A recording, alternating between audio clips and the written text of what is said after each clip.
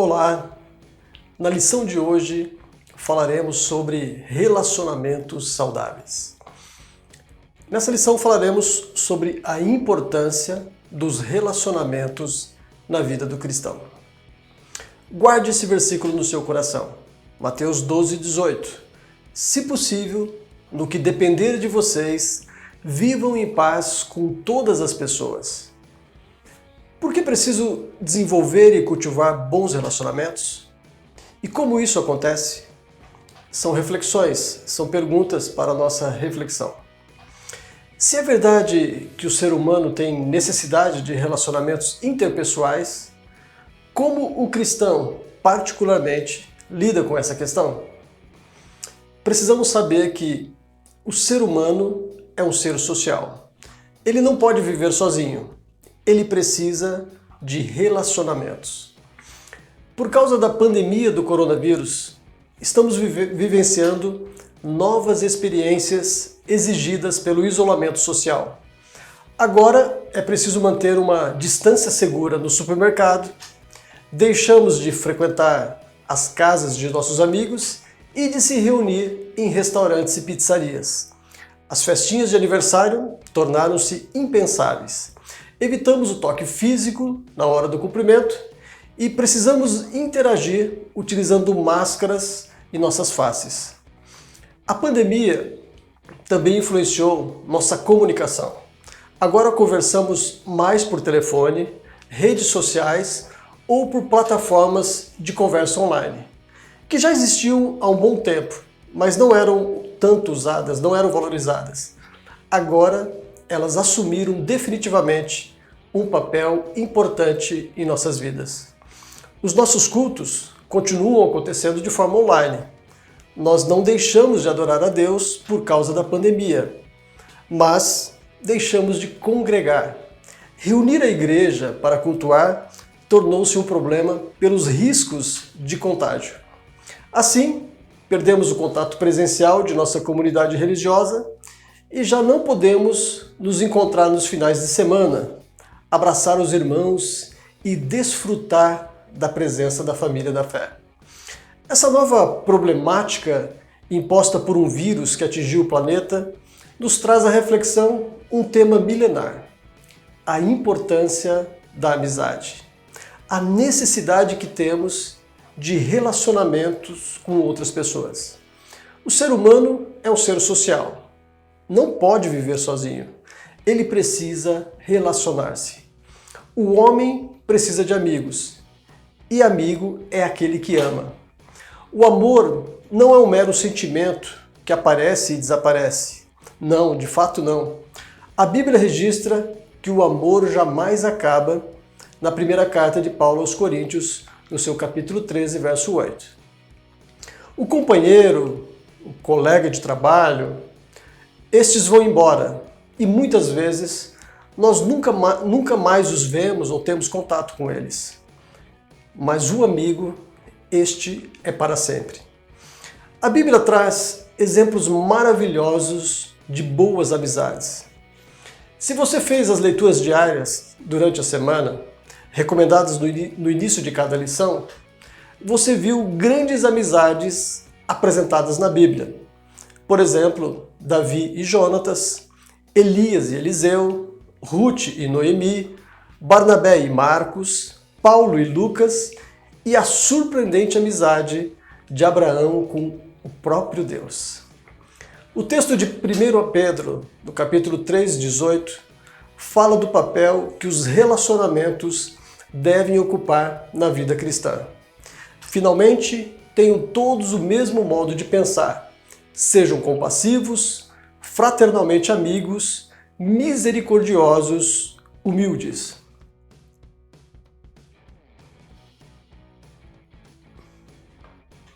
Vamos dividir essa lição em dois grandes tópicos: cultivando a amizade e fortalecendo a amizade. Iniciando o primeiro tópico, cultivando a amizade. O que é amizade? Quais são os conceitos de amizade? Amizade é o sentimento de afeição, simpatia, estima ou ternura entre pessoas que geralmente não são ligadas por laços de família ou por atração sexual. Essa é a definição do Dicionário Aurélio da língua portuguesa. Por essa definição, na conexão entre dois amigos, não existem laços sanguíneos ou obrigatoriedade ou interesse ou algum interesse em jogo. É uma afeição espontânea. Nasceu naturalmente esse relacionamento. A amizade que consiste só de palavras tem pouco valor. O valor da amizade pode ser medido pelo altruísmo, pelo sacrifício. Alguém disse a seguinte frase: um amigo é o primeiro a entrar depois de todos terem abandonado a casa. Este é o verdadeiro amigo. Os amigos são aqueles a quem não precisamos dirigir um apelo para que percebam quando necessitamos de ajuda. Amigos são aqueles que conseguem identificar em nosso olhar momentos de tristeza ou felicidade. Os amigos são capazes de compreender uma situação delicada sem que haja muitas explicações. Amigos sabem que, embora existam distâncias, uma separação geográfica, sempre estarão próximos em um lugar especial reservado para pessoas especiais, dentro do coração. A amizade é tudo isso. Mas será que há algum custo na amizade, algum ônus? Sim, eu vou citar alguns custos de uma amizade. Por exemplo, aceitar o outro como ele é, sem tentar corrigi-lo, sem fazer cobranças. O amigo é aquele que tem algo em comum, mas ele precisa respeitar o lugar das diferenças. Temos afinidades, temos coisas em comum, mas respeitamos as diferenças. O amigo deve estar presente nas horas alegres e tristes. Este é um ônus. O amigo deve saber ouvir o outro. Ouvir é uma grande habilidade, é um dom. E o amigo deve ter um ouvido receptível para ouvir o que o outro tem a dizer. O amigo também precisa saber falar a verdade quando a verdade precisa ser dita. Entretanto, ele deve falar a verdade, mas também é preciso evitar críticas por meio de comentários desagradáveis que causam ressentimentos e corroem o relacionamento. É preciso de muito tato, muito feeling para saber a diferença entre falar a verdade e uma crítica vazia que só vai magoar o outro. O amigo também precisa cultivar a amizade. Mesmo quando distante, a amizade precisa continuar sendo nutrida, cultivada. Estes são os custos da amizade. Mas, mesmo com esses custos, a amizade vale a pena. Precisamos investir nela. Existe algum risco para a amizade? Sim, a amizade tem alguns riscos, alguns efeitos colaterais. Vamos ver alguns deles. Ver o relacionamento acabar de repente. De repente, uma boa amizade, de uma hora para outra, por algum fato, ela deixa de existir. E nós temos que conviver com esse vazio que fica. Outro risco é a decepção. Um amigo pode decepcionar o outro amigo. E também podemos descobrir que o amigo é um mau caráter e a relação de amizade fica insustentável. Você poderia citar outros riscos da amizade, mas quero falar agora das vantagens de uma amizade. E elas são muitas. Por exemplo, com um amigo, você não se sente só. Tem sempre alguém disponível. Com um amigo, você tem com quem desabafar seus problemas, as suas dores, as suas tristezas. Com um amigo, você tem para quem contar os seus sucessos e as suas conquistas. Você tem com quem compartilhar. Com um amigo, você tem alguém que o estimule e o ajude a andar no caminho certo. E com um amigo, nós temos com quem repartir tristezas e multiplicar alegrias. Você poderia citar uma outra vantagem de se ter um bom amigo? Agora nós vamos para o segundo tópico dessa lição, fortalecendo a amizade. Há um ditado que diz: use as coisas, ame as pessoas. Mas quase sempre fazemos o oposto. Isso significa que não devemos maltratar as pessoas por causa das coisas. A tendência do ser humano é amar as coisas e usar as pessoas, infelizmente. Precisamos dar prioridade aos nossos relacionamentos de amizade. Essas amizades não acontecem por acaso. Para que uma planta tenha um bom desenvolvimento, ela necessita de cuidados especiais. Boa terra, fertilizantes, água na quantidade certa, poda no tempo certo e, por que não dizer, carinho. Da mesma forma, as amizades precisam de cuidados especiais. Sem um trato adequado, sem o carinho, qualquer amizade acaba. Mas, com um trato especial, ela se fortalece cada vez mais. Voltando-se para o Antigo Testamento, encontraremos a história do povo de Israel, que nos conta uma linda história de amizade. Esta história de amizade servirá de exemplo e pode nos levar ao fortalecimento de nossas amizades. A história a qual me refiro é a história de Jonatas, filho do rei Saul, e de Davi, o pastor de ovelhas. Essa história encontra-se registrada no primeiro livro de Samuel, a partir do capítulo 18. É a história de dois moços. Um é filho do rei, o outro é pastor de ovelhas. Apesar de haver grande diferença social, cultural e econômica entre os dois, eles se tornaram grandes amigos. Jonatas não tinha nada a esperar sendo amigo de Davi, mas arriscou a própria vida por ele. Davi nada tinha a oferecer a Jonatas, mas ofereceu-lhe a verdadeira amizade. O que os levou a essa tão grande amizade? Eu quero apontar aqui algumas características dessa amizade de Jonatas e Davi. A primeira delas é a sinceridade. A palavra sincero significa sem cera, sem mistura, puro, sem malícia. A amizade sincera é verdadeira, é autêntica, é pura e é leal. Assim era a amizade entre Davi e Jonatas. Um não traiu o outro em momento algum. Pelo contrário, eles foram leais entre si e foram leais, servindo a Deus com sinceridade. A história de Davi e Jonatas é marcada por essa sinceridade. E precisamos nos lembrar que Jonatas era o sucessor natural do trono. Mas Deus escolheu Davi para assumir o trono de Israel. Então, mesmo diante desse grande dilema, a amizade dos dois permaneceu sincera. Uma segunda característica da amizade de Jonatas e Davi é a flexibilidade.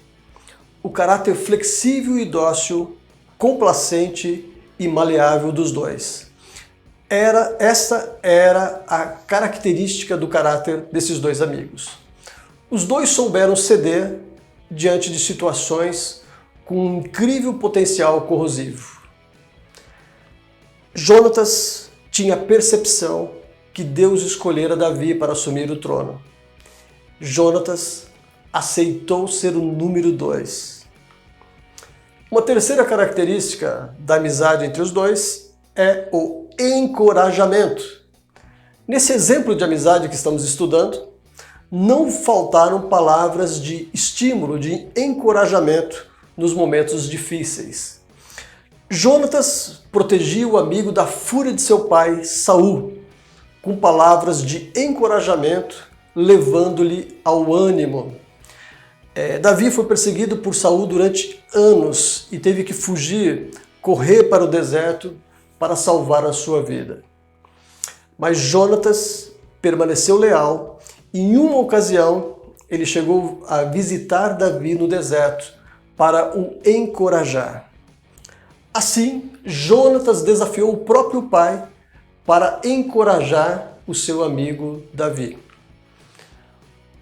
Uma outra característica do relacionamento dos dois é o altruísmo. Altruísmo é desprendimento, obrigação, é viver para o outro, é amar o próximo mais do que a si mesmo. Para demonstrar a sua verdadeira amizade, Jonatas deu a Davi a sua capa, a sua espada, seu arco e seu cinto. Certa vez, Jonatas arriscou a própria vida para salvar o amigo. E o seu pai, Saul, furioso com essa relação, atirou uma lança contra o próprio filho. Saul não aceitava esse relacionamento, mas a amizade entre os dois perdurou. E a última característica que podemos notar nessa incrível amizade é a gratidão. A amizade entre os dois continuou depois da morte de um deles, numa demonstração de gratidão. Saul e Jonatas foram mortos na batalha contra os filisteus. Davi lamentou e pranteou a morte do seu amigo. Em reverência à memória de Jonatas e sua grande amizade com ele, Davi compôs um canto de lamentação de singular beleza. E quando se tornou rei de Israel, Davi descobriu a existência de um dos filhos de Jonatas que permanecia vivo, Mefibosete. Mefibosete era coxo de ambos os pés. Quando Davi soube de sua existência, Davi estendeu-lhe a sua graça e o amparou juntamente com sua família. Assim, em memória de Jonatas, Davi demonstrou toda a sua gratidão por ele. Isto é gratidão. Davi e Jonatas foram bons amigos. Concluindo, Davi e Jonatas amavam e serviam ao Senhor, conseguindo desenvolver uma amizade saudável, verdadeira e duradoura. Um amigo não pode levar o outro a praticar o mal. Se este for o caso, fuja dele. Encontre outra amizade que seja edificante para a sua vida. Lembre-se, é você quem escolhe seus amigos. E sendo assim, tem o dever de escolher bem, escolher o melhor. E na verdade, você tem um grande amigo, melhor do que o amigo de Davi, e o seu nome é Jesus Cristo de Nazaré. Jesus é o melhor e verdadeiro amigo. Jesus é o amigo que deu a vida por nós. Essa amizade com Jesus é imprescindível na história de nossas vidas. E como podemos nos tornar amigos de Jesus, caso ainda não sejamos? João 15,14. Vós sois meu amigo, se fizerdes o que vos mando. Hoje você aprendeu, você precisa ter amigos. Nas amizades, há custos, riscos e vantagens. A sinceridade, a flexibilidade, o encorajamento, o altruísmo e a gratidão fortalecem as amizades. A amizade entre Davi e Jonatas é um bom exemplo a ser seguido. Jesus é seu melhor amigo. Pode crer nisso. Assim encerramos mais essa lição sobre relacionamentos saudáveis. Que Deus abençoe você. Um forte abraço.